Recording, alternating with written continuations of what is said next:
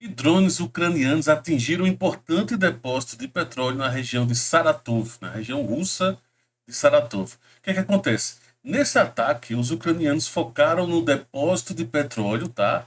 Chamado Angels 2. E o objetivo basicamente é interromper toda a cadeia de alimentação, de logística para alguns bombardeiros, tá? Então tem todo um porquê que, segundo os ucranianos, né, a mídia Kiev Post publicou, o objetivo é exatamente esse, né? Nesse complexo, vou mostrar até imagens aqui da explosão, tá? Então, nessa explosão, o que é que acontece? O que é que ocorreu, melhor dizendo? Segundo o Estado-Maior ucraniano, a ideia é que essas várias explosões, ao todo em torno de 15 explosões ocorreram nesse complexo industrial, tinha como foco exatamente esse: reduzir. Se você observar bem, os ucranianos vêm fazendo uma série de ataques constantes, tá? Tinham parado alguns dias e então voltaram a fazer ataques. Especificamente, segundo os informes, foram feitos esses ataques com drones, tá?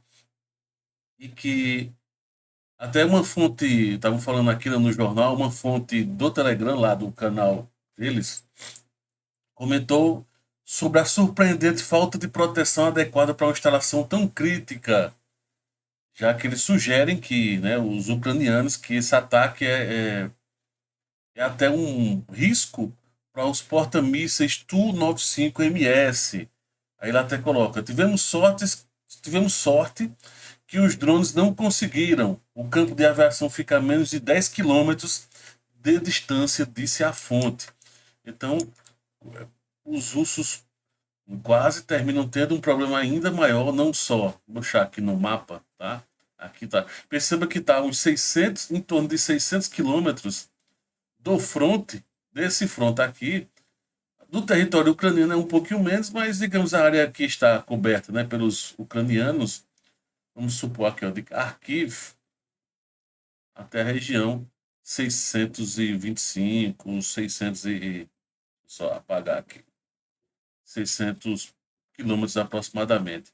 Então, essa região aqui foi a que sofreu o ataque, tá?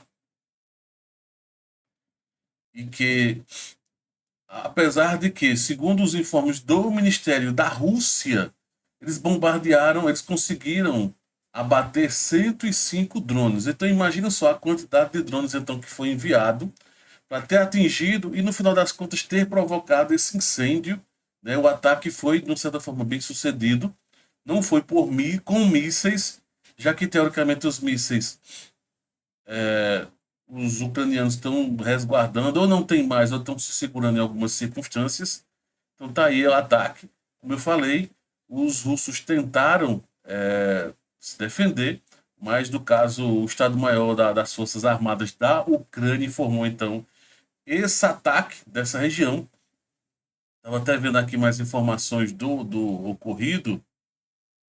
Tem uma outra imagem, praticamente a mesma imagem aqui do repórter, né, do informe, né, do Estado-Maior das Forças Armadas, né, Combinado Cristal, né, o depósito de petróleo chamado, né, Combinado Cristal, da região de Saratov.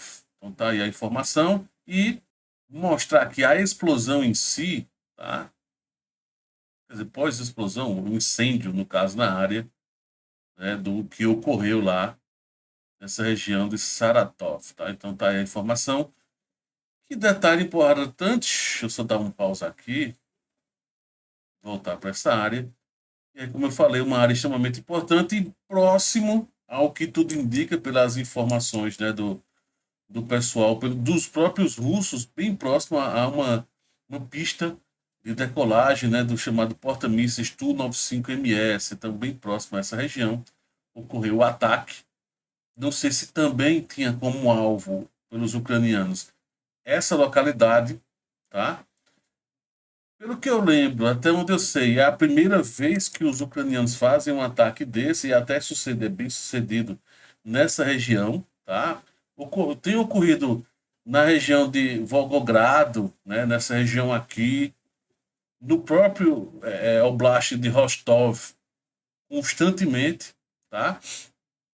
Em Stavropol já ocorreu, mas não faz um bom tempo que não ocorre nenhum ataque. Em Sochi, toda essa outra região aqui que recentemente vinha ocorrendo, Chechênia, eu não sei se houve um acordo interno lá, os europeus, a OTAN de uma forma geral, para que não fizessem mais ataques nessa região, né? Terminou ocorrendo toda aquela problemática do avião civil, né? Terminou tendo que pousar aqui nessa outra região vizinha, estava saindo do Azerbaijão, enfim. Então,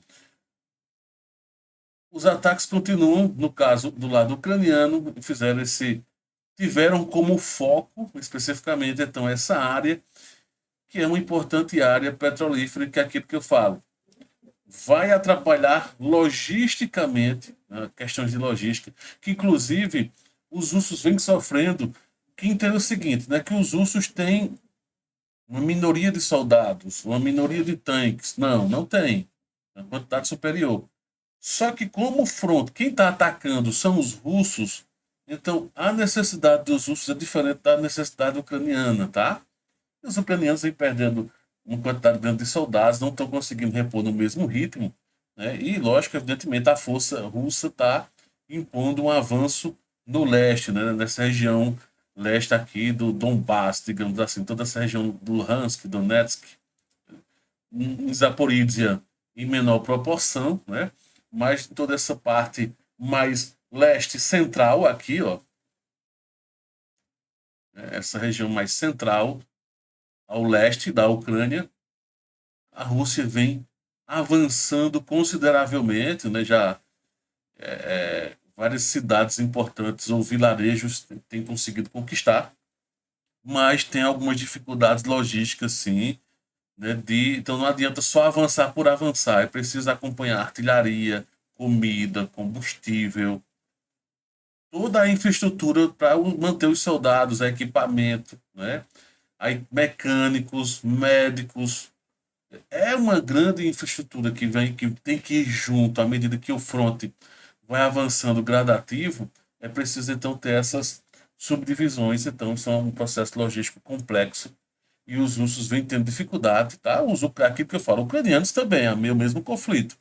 Só que no caso, como quem está atacando são os russos, quem tem um poderio maior são os russos, em termos logísticos é maior. Então a dificuldade termina sendo também maior por conta disso, tá?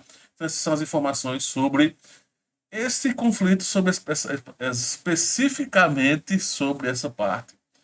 A qualquer momento, lembrando que todos os dias, pelo menos às 10 da manhã, 12, 14 horas, 16 horas, tem vídeo aqui no canal. Às 18 horas estamos sempre ao vivo por aqui para trazer informações de tudo que ocorreu nas últimas 24 horas nos principais frontes de conflitos no mundo. Falar sobre geopolítica também de uma forma geral. Valeu, grande abraço.